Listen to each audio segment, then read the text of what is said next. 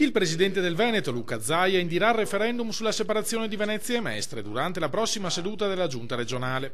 La delibera è pronta, annuncia, manca solo la data della consultazione, riguardo alla quale ho chiesto un'analisi per valutare i pro e i contro ed evitare sovrapposizioni con eventi come la regata storica.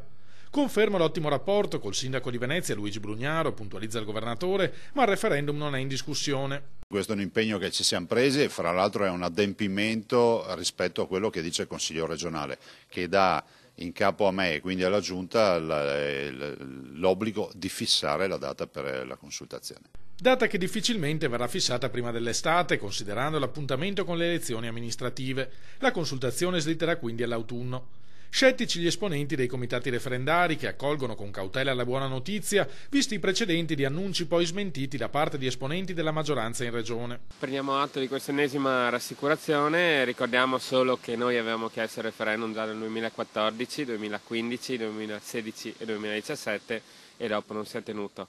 Aspettiamo i dati concreti, la delibera di indizione vera e propria. Sul referendum pende tra l'altro il ricorso al TAR presentato dal sindaco di Venezia Luigi Brugnaro, ma Zaia ha precisato che la regione andrà avanti comunque.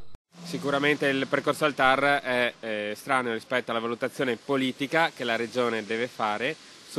Questa valutazione non può prescindere dal fatto che Mestre e Venezia sono allo sbando.